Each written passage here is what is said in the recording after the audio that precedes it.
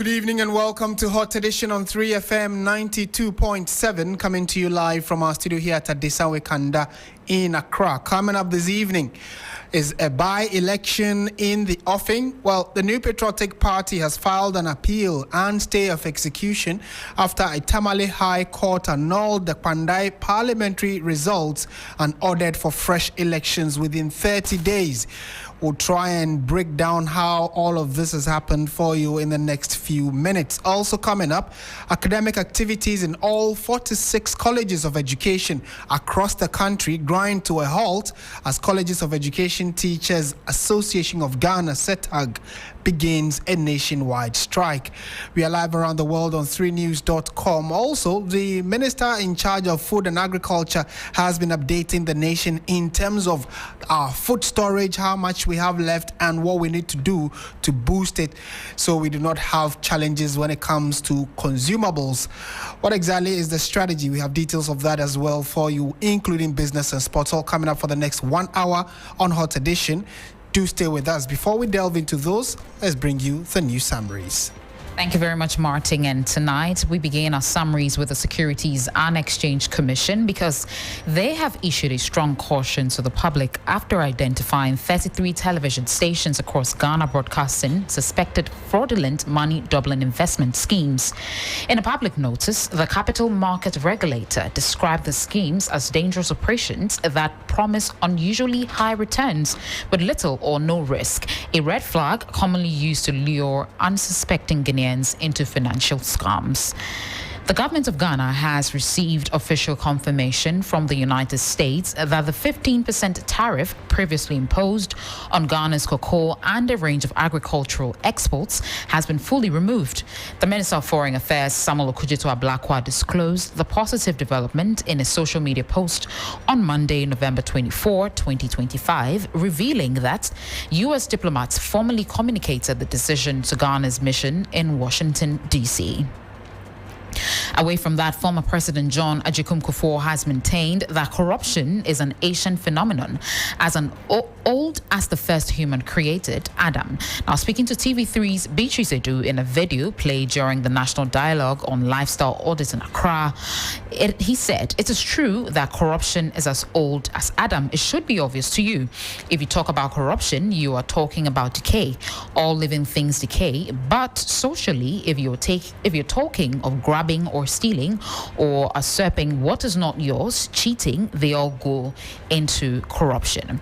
Now to education. The Ministry of Education has moved to allay public concerns following social media reports that some newly admitted first-year students at Laboni Senior High School in Accra have been forced to attend classes while seated on the floor, with others resorting to dining hall benches due to a shortage of desks. Now, in a statement which was released on Monday today addressing the issue, the ministry confirmed that it has taken urgent and immediate steps to resolve the situation, assuring parents and stakeholders that the matter is being handled with the highest level of attention. We've got this on our website, 3news.com. That'll be it for the news summaries. Marrtin, over to you. Right, thank you very much. Let's delve into the details now, and we are starting from the political front and to the northern regional capital of Tamale, because the New Patriotic Party has formally appealed to the Tamale High Court, ruling that annulled the 2024 parliamentary results in the Pandai constituency and ordered a rerun within 30 days. The party insists that the judgment is deeply flawed and has filed both a notice of appeal and a motion for stay of execution to halt the rerun until the case is determined by the Court of Appeal.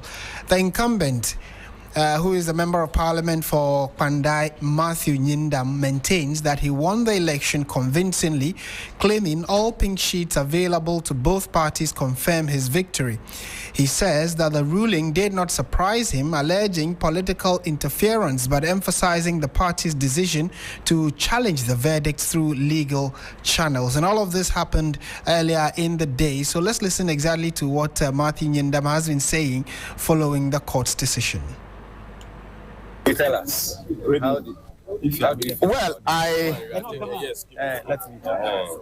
let me in the first place thank my supporters, thank the good people of Bandai, and let me put it on record that I'm still their MP. Yes. I want to put it on record that I'm still their MP. Although, like the lawyer said, we were in court. And before we came to court, I can say for sure that for about a week, we knew that things were not going to be right.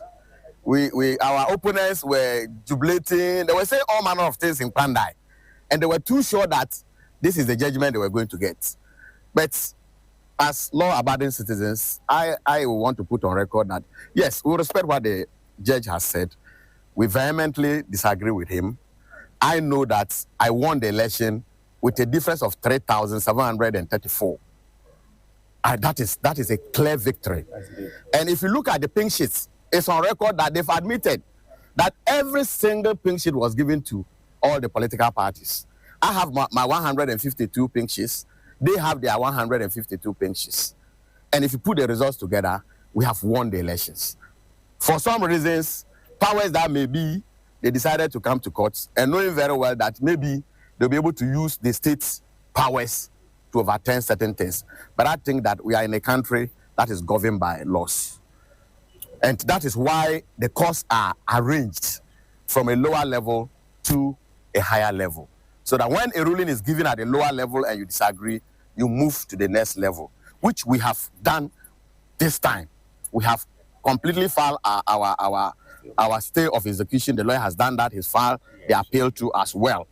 And we think that God being so good, the next is ours. I'm not afraid, let me put on record that for a run. You see, if genuinely we have to run, we won't have a problem. But if you decide to pave your way through, because you think that you are in government and you can use state powers to be able to coerce the people to vote for you, that's where we have a difficulty. In any case, he came to court with 41 polling stations. And these 41 polling stations are areas that I won with huge margins. But they realized that if they get the judgment for even the 41 polling station, they were going to lose it straight away. So for whatever reason, the judge said that we're going to have a rerun. But we respect it. We have gone to the appeal court. We filed stay of execution, and we will take it from there. It is an interesting story, okay? Because it has never happened before. This is the first time something like this has happened in Ghana. And if you tell all of us that we are not safe, we are not safe. We need to sit up as a nation. Because if the executive can directly come, and you saw the court today, even the regional minister himself was in court. Almost everybody who matters was in court. And that completely told me that, Yale, what you are sensing is what is going to happen. But we will definitely go to the appeal court and see what God will do for all of us. Thank you. And you heard the voice of Matthew Nyindam, who is the Member of Parliament for the Pandai constituency. And the latest is that the court in Tamale, High Court in Tamale, has asked for the rerun of that particular constituency's parliamentary elections because of some irregularities that were found in the pink sheets. They're claiming that the pink sheets available for both parties did not tally, and that they believe, or the court believes, that there is grounds for a rerun of the elections, which Martin Nyindam, you just heard, indicate that he believes that he won fairly and squarely and was not perturbed, and because of that they have filed for an appeal and then also a stay of execution. The counsel for the MP you just heard says that the party anticipated an unfavorable ruling and prepared in advance, filing the appeal immediately after the judgment. Let's listen to his lawyer. We believe that the petition was frivolous, but the court has decided otherwise. So we respect the decision of the court, but we strongly disagree with the judgment, and we have already shown our agreement by filing a competent notice of appeal, and we've added a motion for stay of execution. As a lawyer, if you have picked certain information that judgment will be compromised, you prepare. So you come for the judgment with a notice of appeal in your packet. And that was exactly what I did. And I had a section of my client that he should be bold. Whatever decision that is affirmed, because we knew that was what was going to happen. So it's not even surprising at all. And so the only fight left for us is to follow the due process of the law, and that is by filing a notice of appeal. This is my notice of appeal dated 24th November 2025 at 10:04. The motion for stay of execution is dated 10:13. Now the petitioner has been served with the process, and he decided to throw it away. But that's proper service. In law, if they serve you a process and you throw it away, the bailiff will only go and prove service by saying that you were served but you threw the process away. And that's even contempt of court, but that's for another day. But all I want to say is that we have accepted the decision, we respect it, but we disagree. And that is why we are marching forward to the Court of Appeal, where we believe that they will review the evidence on the record. So you heard lawyer for Matthew Nyindam expressing his disapproval of the ruling and giving clear indications the next line of action that he and his client intend to take. Meanwhile, the National Democratic Congress says that the High Court's decision exposes what it calls crooked electoral practices in the constituency. The party insists that the evidence presented in court justified the annulment and wants the rerun conducted as ordered by the court. Let's listen to Rashid Tanko Computer, who is Deputy NDC Director of Elections. All along, the NDC has been saying that there are several crooked electoral officers who are bent on stealing people's mandates. And one of it is what has been exposed today. We said it time and again that the seat of Pandai was the seat for the NDC. They rigged the election, and we've been saying it time and again that we will continue to expose crooked electoral officers who will continue to rig election. We will stop them. We will make sure that the NDC will prevent such rigging machinery of the then MPP and their crooked collaborators in the Electoral Commission. Clearly, the CI 127, if you look at Regulation 43, 1A up to H, spell out how collation of parliamentary election is done. You collate results based on two forms. We have Form 1C and then Form 1D. You assemble the results in the Form 1C and then put the summaries on Form 1D and declare the results. This was not done. They didn't do that. They just organized themselves, ran to Tamale, cooked some results, and announced Nyindam as a parliamentary candidate elect. This is what they did.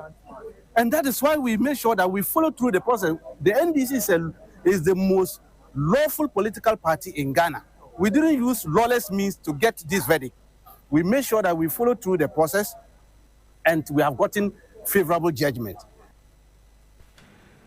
Rashid Tanko Computer is Deputy Director of Elections for the National Democratic Congress. Now, despite the appeal, the NPP says it is prepared for a by-election if the courts ultimately uphold the High Court directive, but insists that the judgment must first be suspended to avoid what it calls an unjust and premature rerun. The case now moves to the Court of Appeal, where both sides are expected to continue their legal battle over who truly won the Pandai constituency seat. And for those of you who are wondering what exactly happened and how we are where we are today regarding this particular constituency, let me give you a bit of a background. The Pandai parliamentary election became the subject of a legal challenge after the National Democratic Congress parliamentary candidate Daniel Insala Wakpal filed a petition contesting the 2024 results. The petitioner alleged widespread irregularities, including inconsistencies on several pink sheets, improper collaboration procedures, and concerns over the relocation of the collation center by the Electoral Commission. He argued that these irregularities materially affected the outcome of the election and sought the annulment of the declared results that handed victory to the NPP's Matthew Nyindam. Now, let's speak to Sylvester Isang, who is the counsel for Mr. Nyindam. Now, you heard his voice a few minutes ago. He's joined us on the line for a quick chat. Mr. Nyindam, good evening. Thank you for joining us on 3FM. Mr. Charles Sylvester Isang. Good evening. Yes. Sylvester Isang, thank you. Thank you for the correction as well. To start with, you have given clear indications that you intend to appeal, and you've actually gone ahead to file the appeal. So what next, and what timelines are we looking at, since you have already notified the court that you want to appeal this decision? Yes, thank you.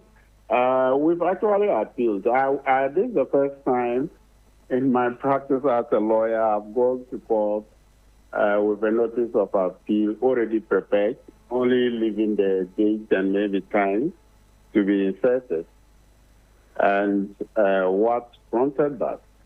Because even in July, when the High Court was going on legal vacation, we realized that the petitioner and his supporters were disappointed because they had already told their supporters at home that they won the case and they were going to do the rerun in July. Unfortunately, when the matter was adjourned to October, then they became disappointed. And so, once it's about the evidence on the record, although we knew that the petition has no merit, but we couldn't take things for granted. The only thing we could do was to go for the judgment with the notice of appeal ready, with a motion for stay of execution ready. So as things turned out to be as we were told ahead, so I immediately filed the notice of appeal, and then some few seconds, the motion for stay of execution. And the petitioner was served at the premises of the court while still in jubilant mood, and surprisingly, he threw away the processes. But in any case, he has been served because actually drew his lawyer's attention, and I was told they directed him to pick up. Now, let me seize this opportunity to let the listening public know that having successfully filed an appeal and a motion for stay of execution, what it means is that the order of the High Court Commercial Division, that's what I also want to clarify. Family has three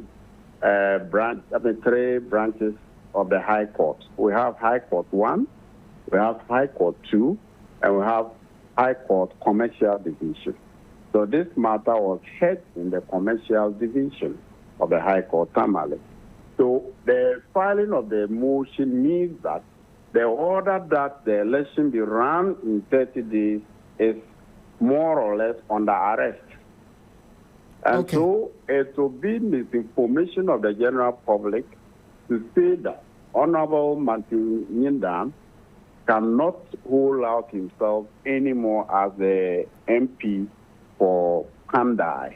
Until the motion is heard sometime December 17th, he is still the MP. And even on 17th, you cannot take anything for granted. We have a right to repeat the application at the Court of Appeal should the judge who delivered the judgment today exercises his discretion and refuse our application before him. That moment, we immediately file a repeat application at the Court of Appeal, and matters will stay as they are until the Court of Appeal determine our application and hopefully even determine our substantive appeal. Thanks for that background you have given us and your next line of action. Kindly hold on for me, because you indicated that you even served the appeal notice to the other side of the political divide. The bailiff served him. I was in the court premises and I watched whatever was going on. I even asked another bailiff to assist the one who was going to do the service, for the two of them to do the service. Let me find out from the NDC what they make of this service, and clearly I'm sure that if they were indeed served like you're indicating, then they probably would also be getting ready to meet you in court. Rashid Tanko Computer is the Deputy Director of Elections for the NDC. He's joined us I know that he's under pressure right now so we need to be really quick with this interview. Mr. Tanko Computer, good evening. Thank you for joining us on 3FM. Good evening, my brother. Let me say good evening to council. Yes. So do you acknowledge their service? Well, we are not perturbed with their applications. Their motions and all that. We're not perturbed. What we do know is that justice has been served. With the good people of Panda, we are ready for the by-election. We are law-abiding citizens. As a political party, we are law-abiding group. We will comply with all the dictates of the court, and we will follow them through. We are not perturbed at all.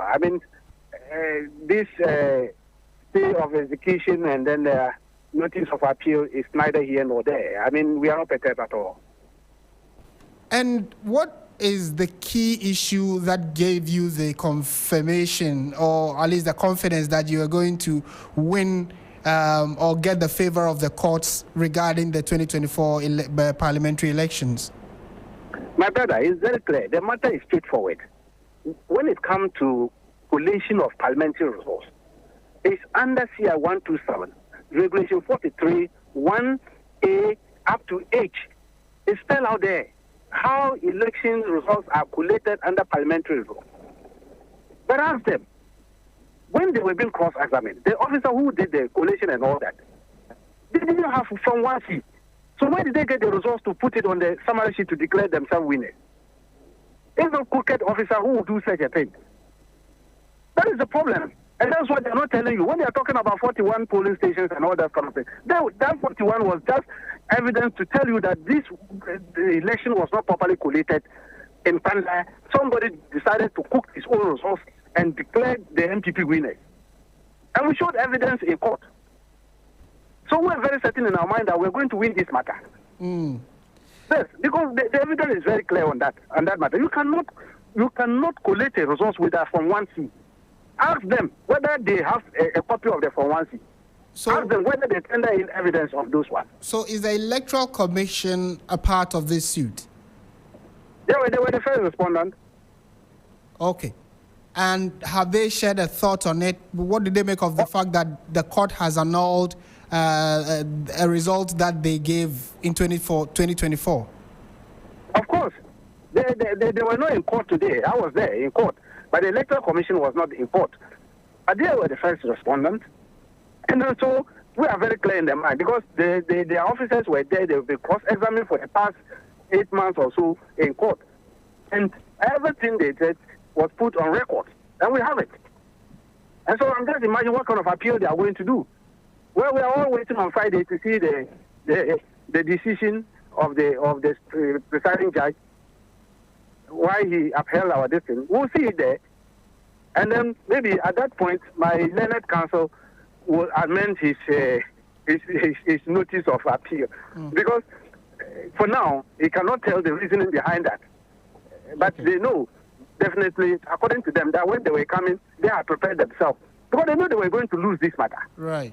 So they're just buying time. That's why when they were coming, they put the notice of appeal and the motion of stay of execution in their pocket and quickly put it there. They know they were going to lose. Okay. So what's the next line of action for the NDC? Clearly, you are in jubilant mood that the court has ruled in your favor. The order also from the court is that the by-election or the rerun be held in 30 days. So what's the plan for the NDC? In fact, our plan is we have started preparing towards the by-election, and that is what we are doing. As I speak now, I'm just catching a flight to get back to Accra, and then we'll put in motion all our activities, our strategy in place. In fact, we are ready for the by-election. We know that no matter what they do, they will still lose, because the evidence is very clear.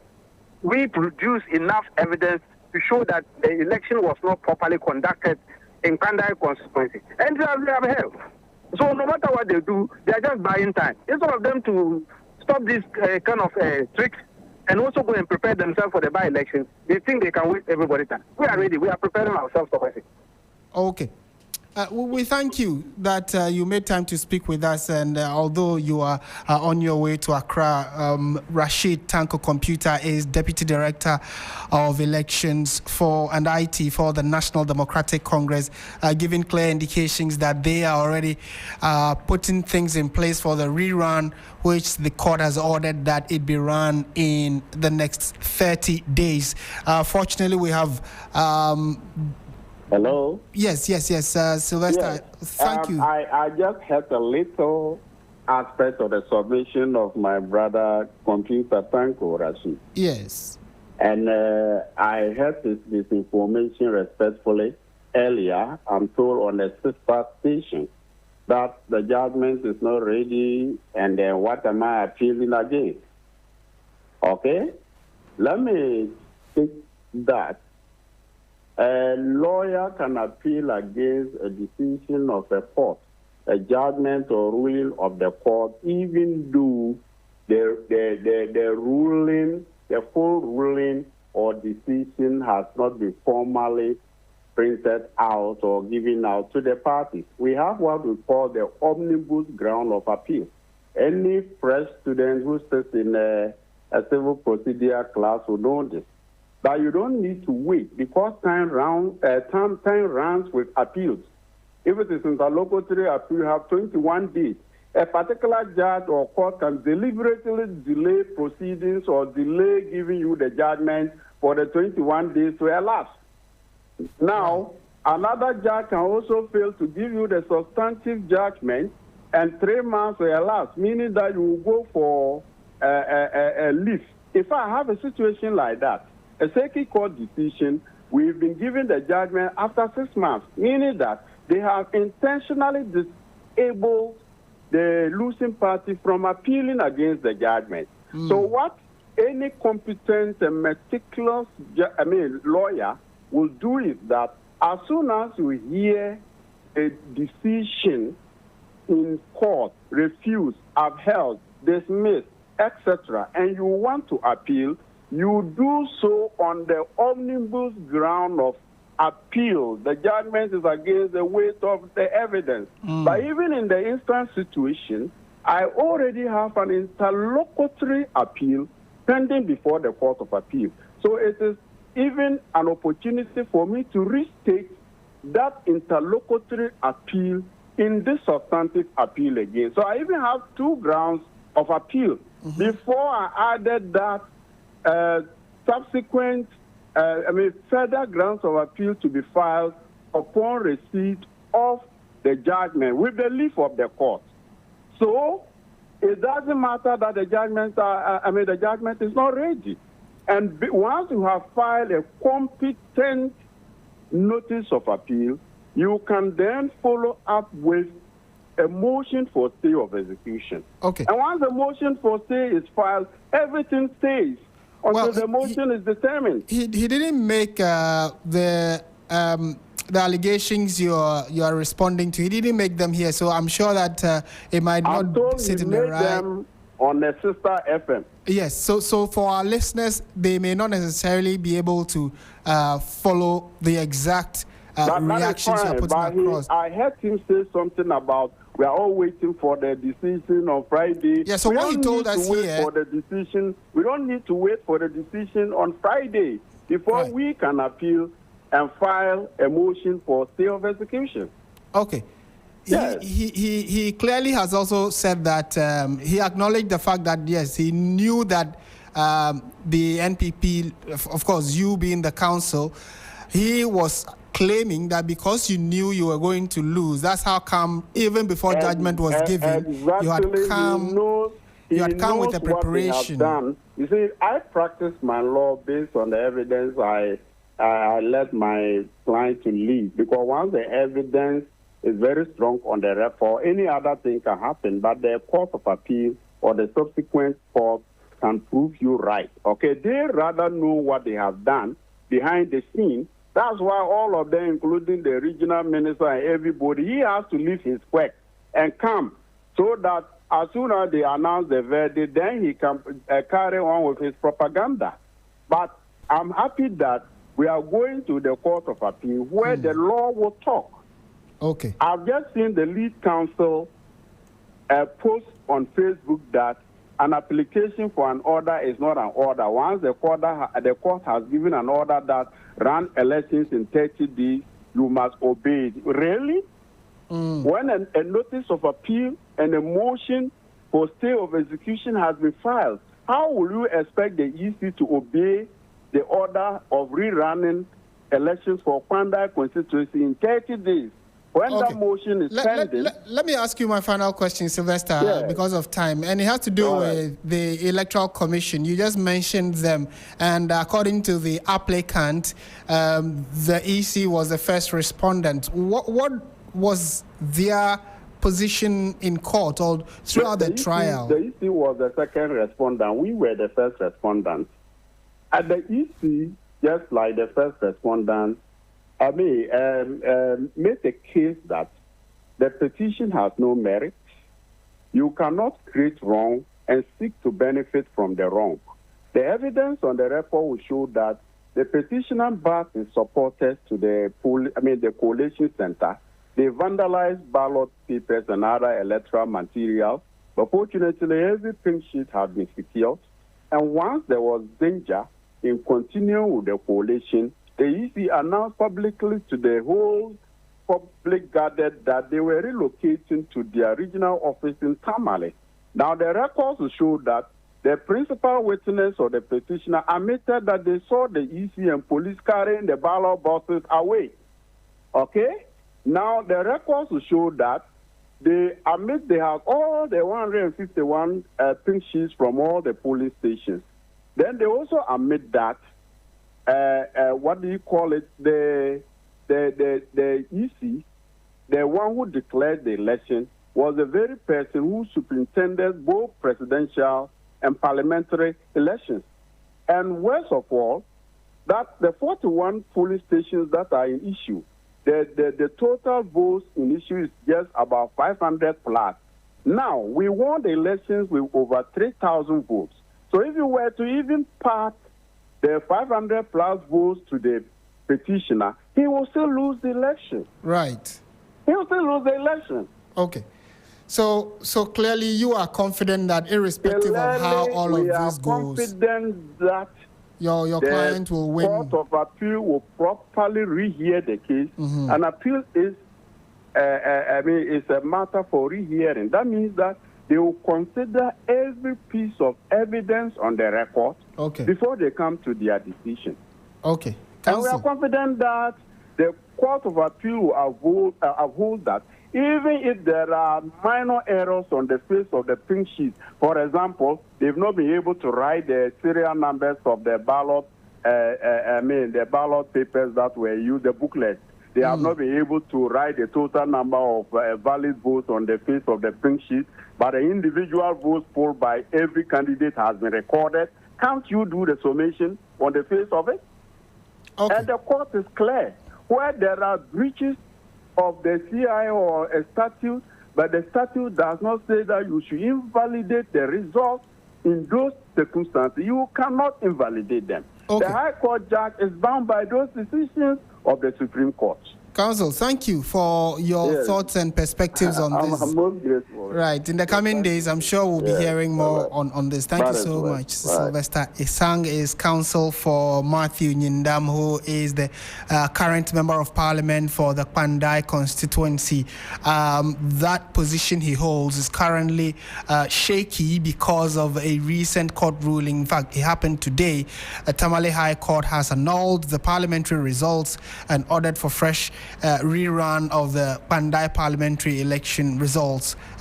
So we'll see what the coming days look like, especially as the NDC says that they are already getting ready for that rerun. The NPP says, or the council for the NPP candidate in this contest says that they definitely are appealing the High Court's decision. They have already appealed that, and they are also asking for a stay of execution. So it looks as though we are not out of the woods yet because of the immediate action that has been taken by the NPP's candidate, who is currently the MP for the Kwandai constituency. His lawyers have confirmed they have already filed, and in the coming days would update you on what transpires. This is still 3FM on 92.7. You're listening to Hot Edition, and we are going on to some other stories now. The College of Education Teachers Association of Ghana, CETAG, has declared an indefinite nationwide strike, which started today, the 24th of November 2025. A statement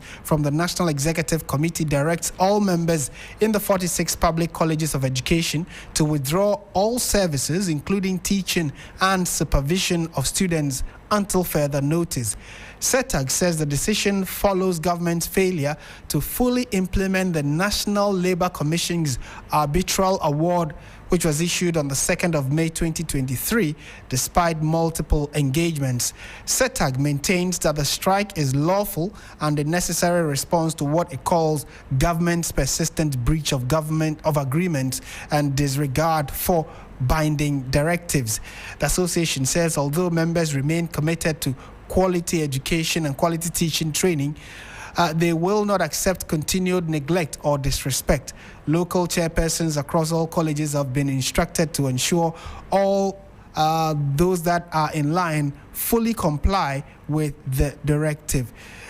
In a moment, we'll take you through some of the key findings that CETAG is looking at now. They are asking the non-payment of all year-round work compensation for additional duties performed in 2022 across 39 colleges of education, with only partial payment made to Accra College of Education. They are saying that their strike is also because there are outstanding book and research allowance arrears for the 2023-2024 academic year. Again, outstanding book and research allowance for 2022 to 2023 and then 2021 to 2022. So it tells you that three academic cycles or academic years, they have had challenges with getting government to pay them the full arrears of their book and research allowance. Okay, so some institutions have received theirs, like the Akrokari College of Education, but they believe that the wider spectrum of colleges of education trainees should also be considered, or their lecturers be considered in that regard. Again, they are asking that the outstanding book and research allowance arrears for 2021-2022 academic year be paid, and then the downgrading of experienced teaching staff holders of master's degrees, which undermines professional dignity and violates agreed conditions of service and the Labour Act 2023, Act 651. Well, let's go to the phone lines now, and before that, let's listen to the Ashanti, our correspondent who has been following this story for us. Then we can go ahead with the interview. Going to affect the studies of the students. That's our freshers and then the continuous students. You know that we just paid a huge of amount for the school fees and we came here. So as we just started with lectures, and we are even approaching SMAS. Also, the timetable, that's the provisional timetable, is already done. So it's taken effect because, as you can see, we are just roaming about. We have nothing to do now. No lectures, no anything. We are just there. Then we be eating, drinking, sleeping. As at now, going to affect the studies of the students. That's our freshers and then the continuous students. You know that we just paid a huge of amount for the school fees and we came here. So as we just started with lectures and we are even approaching SMAS. Also, the timetable, that's the provisional timetable, is already done. So it's taken effect because, as you can see. Also, our correspondent tried to engage some of the trainees regarding this decision of a strike by the CETAG members, which is the Colleges of Education Teachers Association of Ghana. And the students have already started expressing looking forward to what kind of challenge this will pose to them. Let's speak to the president now, who has joined us for a quick conversation. Mr. President, thank you for your time. What would you say is the single most urgent issue that you're hoping that government can immediately address, which can at least get you back to the lecture halls? Thank you so much, and good evening to your listeners. What we're talking about has got to do with our arbitral award that we won for National Labour Commission on 2nd May 2023. And the award has various components that are supposed to be complied with. The government started with the migration, but as we speak, we don't have a single item left. We don't have just one item left. The items that we have left currently are 3, and the fourth one, more or less 3. One, the fourth one, Labour Commission has taken up that and given us that we will rule on it on the 21st January 2026, when we met the last time to meet the National Labour Commission. So all that we are saying is that the remaining items must be resolved, and that is the only condition under which we're going back to the lecture halls. Because these things have taken too long, and I don't think it's good for us as a nation. How can somebody perform an extra duty in the year 2022? Or rather, 2022, the previous government paid only 7, and the remaining 39 is still outstanding. Even within the 7, one college was not paid fully. Then you have migrated out. And we came back to remind you that as contingent on the migration that you have done, we have arrears of 2022, 2023 book and research allowance, and also 2023, 2024 that you have to pay.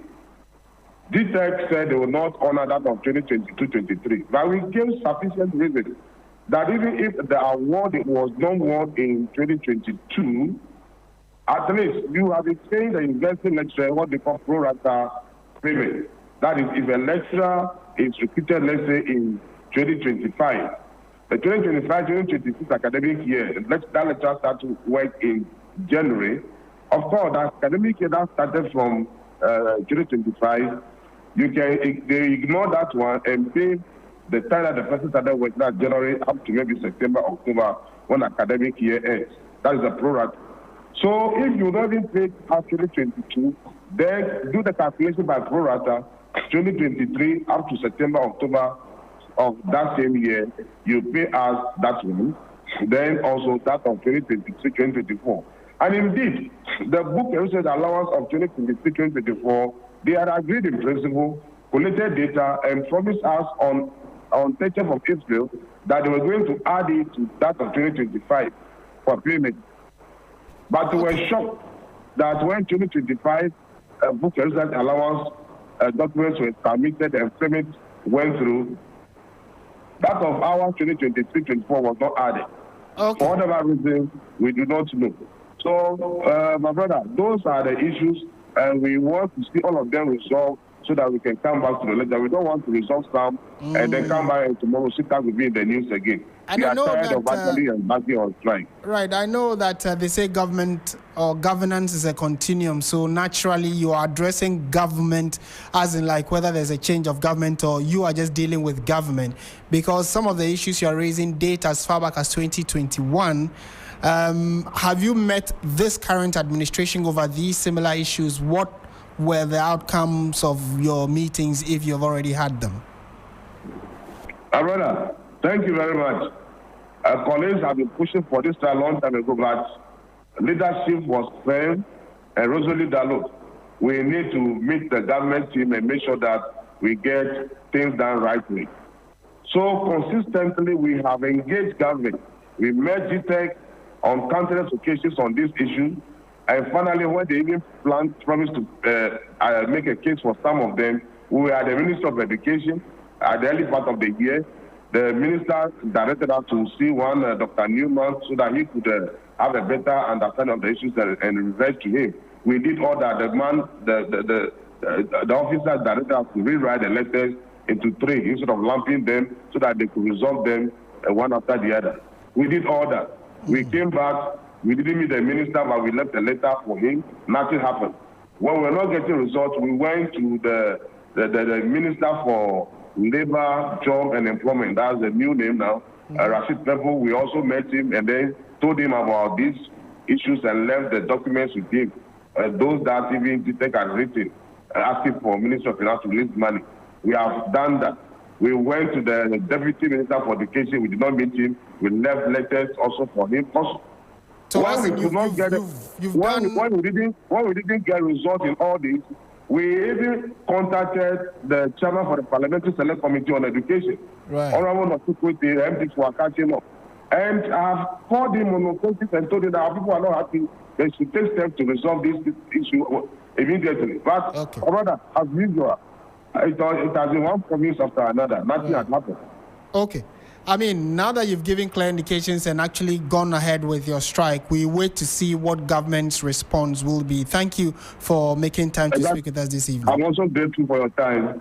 Right. Thank you so much. And you had CETAC president there, Maxwell Bunu, who has been explaining to us what efforts they have put in place to ensure that they do not go on the strike, but it looks as though they have probably exhausted all avenues to get their grievances addressed. For that reason, their strike begins today. So Colleges of Education Teachers Association of Ghana are currently on strike, and it is indefinite. So we'll see what the response from government will be in the coming days, and would update you as the time goes on. And before we go to business and sports, the streets of the capital are expected to be busy again on Tuesday, the 25th of November, which is actually tomorrow, with another protest against this special prosecutor, Kissi Ejabeng. Ejenam Haliga details what the planned protest aims to achieve. We didn't watch him leave. We were powerless. That is the truth. We were powerless. We saw him leave, but we couldn't prevent him from leaving at the airport. That comment is proven to be the final nail in the coffin for Ghanaians who say they are yet to see any action since the office of the special prosecutor was set up. Since then, pressure continues to pile on both the special prosecutor and the office with calls for a complete dissolution of the institution. The latest in that pressure is a planned protest dubbed Agronifim, questioning why high-profile crimes are yet to see the light of day. The theme for this demo is Agronifim. We are marching. We are wearing our red, black. I beg me, I wear my gown like this, and I will go. This guy, I wear the same gown, and I will go and present my case. And if he doesn't listen and doesn't take it, then we'll know the sort of president he is. Lead convener of the protest, Apostle Abraham Labi Lincoln, wants the office scrapped and the OSP, Kissi Ejabeng, to resign. Let us march. We are marching straight to Jubilee House. Then we petition the president. President, Kissi, we don't hate him. We don't have a problem with all that play. Either it will be dissolved and reformed, or sack all of them. Kissi need to be prosecuted. He himself need to be investigated. Private legal practitioner Marrtin, who is backing the protest, wants Ghanaians to join the demonstrations. Why am I scared? I would not be scared at all. What I said, I still stand by it. And I hope you know that tomorrow there will be a demonstration against Kissi Ejabeng.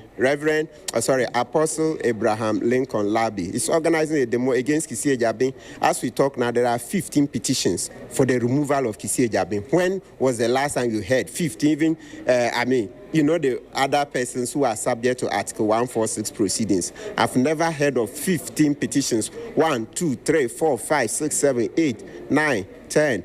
11, 12, 13, 14, 15 petitions. So that tells you that there's something wrong. While the pressure builds, the former NDC Member of Parliament for Tamale Central, Inusa Hussaini, wants Ghanaians to rather support the office in delivering on its mandate. But that people must understand that fighting corruption is a difficult task. And no one must underestimate the ability of people who have acquired wealth illegally to use their tainted wealth to corrupt other institutions of accountability. You must understand that. Now, they also have the ability, because of the wealth that they have, the money that they have gotten through corruption and corruption-related activities, to hire the best lawyers. That makes the fight against corruption an onerous tax. And that's what we must understand. So the office of the special prosecutor does not need condemnation. It needs encouragement. The protest is expected to start from the Obras Ward in Accra and end at the Jubilee House, where the petition will be presented to the president. And you heard that report by Enyonam Haliga, who just updated us on plans of a demonstration tomorrow against the special prosecutor. You're still listening to Hot Edition on 3FM 92.7. The latest in the world of business is up next.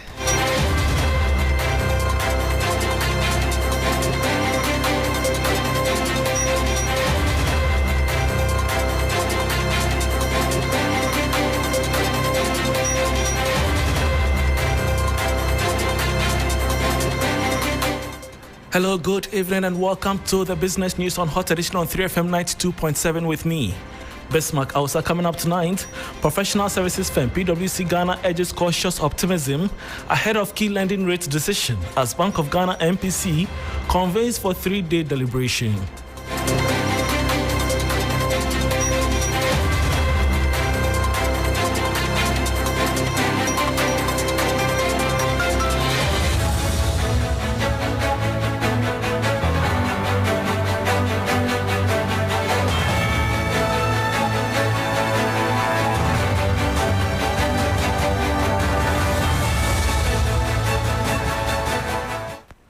Thanks for accompanying now to the details. Country senior partner at professional services firm PwC Ghana, Vish Asiedu, is urging cautious optimism ahead of the new policy rate decision. The Monetary Policy Committee of the Bank of Ghana has convened today, November 24, for its 3-day bi-monthly deliberations on the economy ahead of an expected decision on a new key lending rate. Against this backdrop, Vish Asiedu said, while falling inflation and improving economic conditions point to a possible reduction in borrowing costs, he would not be surprised if the Bank of Ghana keeps the policy rate unchanged because significant risks remain. Yes, we are seeing inflation coming down significantly. In fact, it has come down significantly. But let's remember that it's currently within the band. The Bank of Ghana targets 8 plus or minus 2%. There's room for a further reduction. However, there are still risks out there. So we proceed cautiously. At least that would be our thinking. So difficult to say. There are so many things that go into the decision that the committee makes, but I wouldn't be surprised if the rate was held. It would be good if it was cut, but I wouldn't be surprised if it was held. Vish Asiedu is country senior partner at professional services firm PwC Ghana. Meanwhile, as the Monetary Policy Committee of the Bank of Ghana prepares to announce its decision on Wednesday, November 26, a finance and tax expert and the head of finance at Marrtin Capital, Nelson Kujok-Kwabeji, is pushing for an aggressive rate cut. He expects the central bank to slash the key lending rate by a substantial margin, forecasting a reduction of between 200 and 300 basis points. This move, if implemented, would significantly ease the cost of borrowing for businesses and consumers. Cannot grow an economy when you have the lending rate way above 20%. Government intends to create about 800,000 jobs during the 2026 fiscal year, and this is largely going to be driven by the private sector. And the private sector can't also grow when lending rates are so high.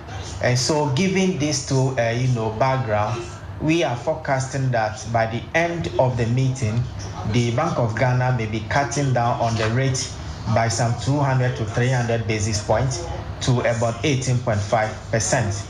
And once you have the policy rate at 18.5%, you expect the banks to also reduce their lending rate. And that is going to favor the private sector. They can go and borrow, expand their operation, employ more people, and grow the economy.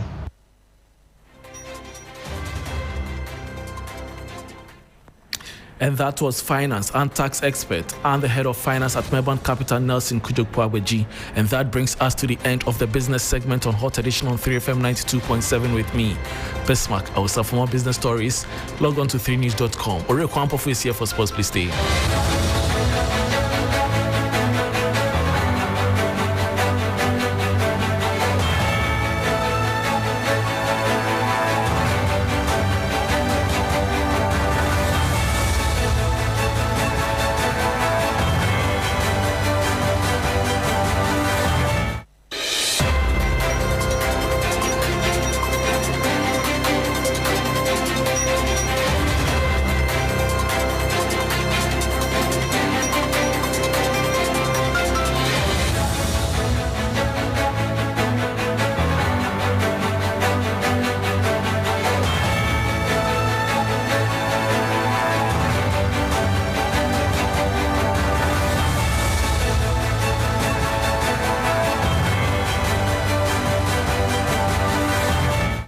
Hello, good evening, and welcome to the sports segment here on Hot Edition on TFM 92.7.